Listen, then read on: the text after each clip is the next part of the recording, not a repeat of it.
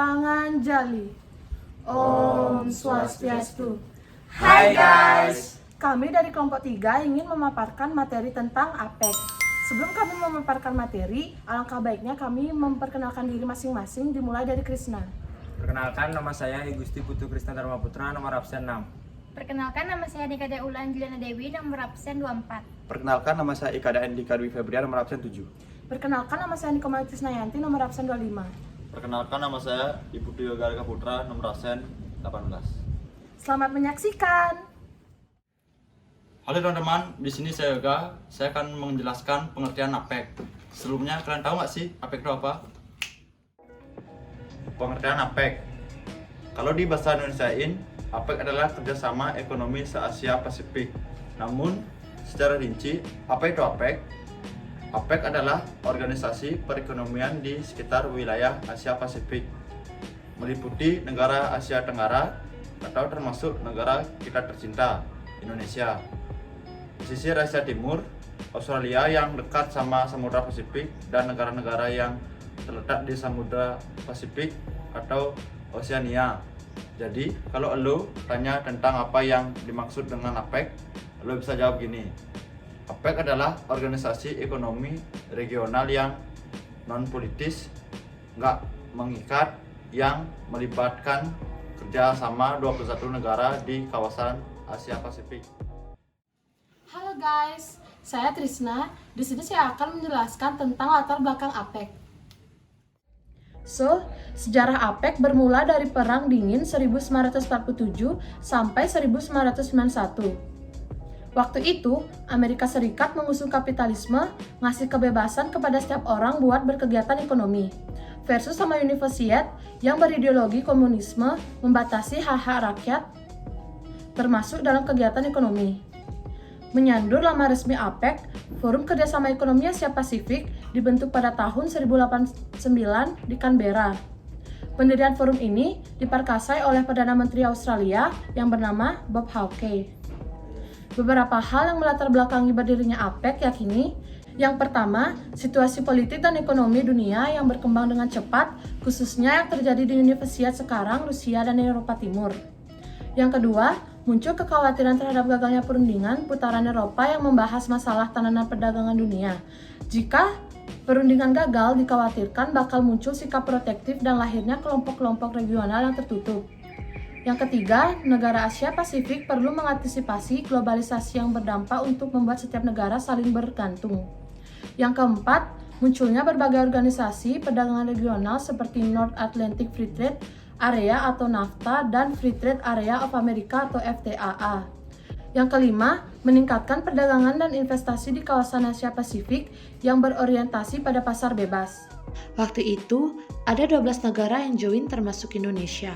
Anggota APEC itu adalah Australia, Brunei Darussalam, Filipina, Indonesia, Jepang, Korea Selatan, Malaysia, Singapura, Thailand, Kanada, Selandia Baru, dan Amerika Serikat. Beberapa tahun kemudian, organisasi tersebut ketambahan 9 anggota baru. Jadi, total ada 21 anggota APEC. Kalian bisa lihat gambar di bawah buat tahu anggota seluruhnya. Hai, aku Krishna. Sebelumnya, kalian tahu nggak sih tujuan APEC itu apa? Kalau belum, sini aku kasih tahu. Tujuan dibentuknya APEC, yang pertama, kerjasama ekonomi dan teknis. Yang kedua, memfasilitasi perdagangan dan investasi serta mengurangi batasan dan peraturan yang menghambat kegiatan ekonomi antar anggota. Yang ketiga, biaya perdagangan antar negara dengan menetapkan harga teman yang berlaku di seluruh anggota. Yang keempat, sharing informasi tentang perdagangan dan investasi. Yang kelima, menyederhanakan peraturan dan administrasi terkait perdagangan. Yang keenam, meningkatkan kapasitas SDM anggota demi kelancaran perdagangan dan investasi. Halo teman-teman, aku Andika. Kalian tahu nggak sih apa aja peran dari APEC? Kalau belum tahu, berikut adalah peran dari APEC. Peran APEC berkaitan dengan kegiatan APEC.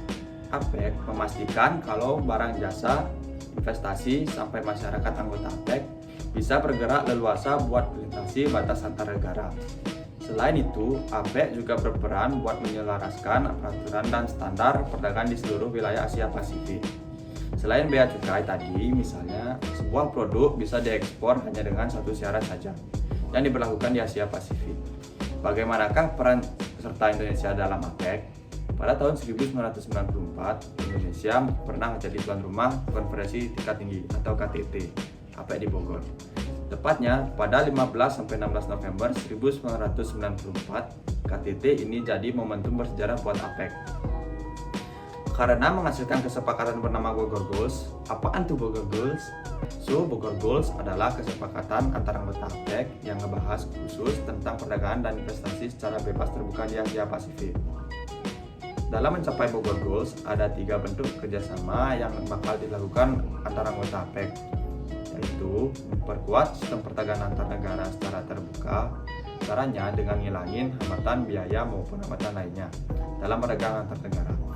Perdagangan dan investasi di Asia Pasifik lebih dikencangkan lagi caranya, menetapkan harga teman yang bakal jadi standar biaya perdagangan antar anggota.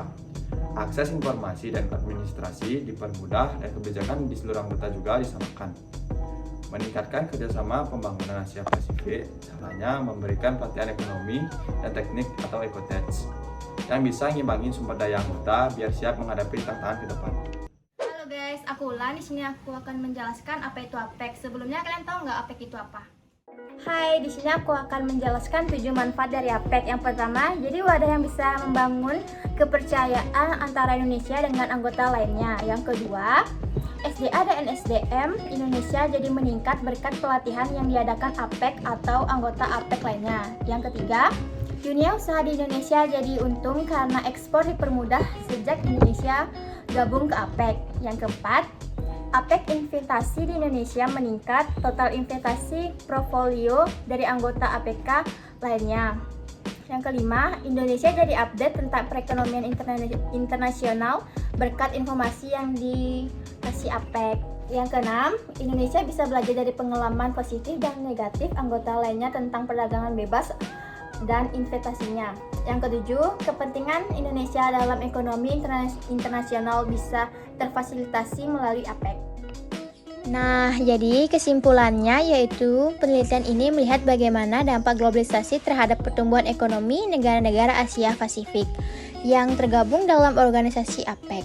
Hasil penelitian menyimpulkan bahwa globalisasi memiliki dampak positif dan signifikan terhadap pertumbuhan ekonomi negara-negara di kawasan APEC.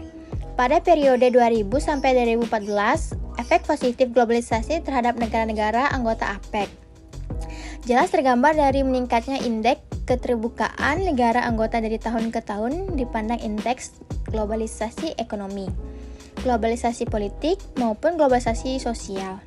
Hasil penelitian ini secara tidak langsung juga menyimpulkan bahwa tujuan pendirian APEC untuk meningkatkan pertumbuhan ekonomi yang kuat, inklusif, dan berkesinambungan sudah memperlihatkan hasilnya. Sekian dari materi yang kami sampaikan. Mohon maaf bila ada salah kata. Kami tutup untuk para mesanti. Om Santi Santi Santi Om.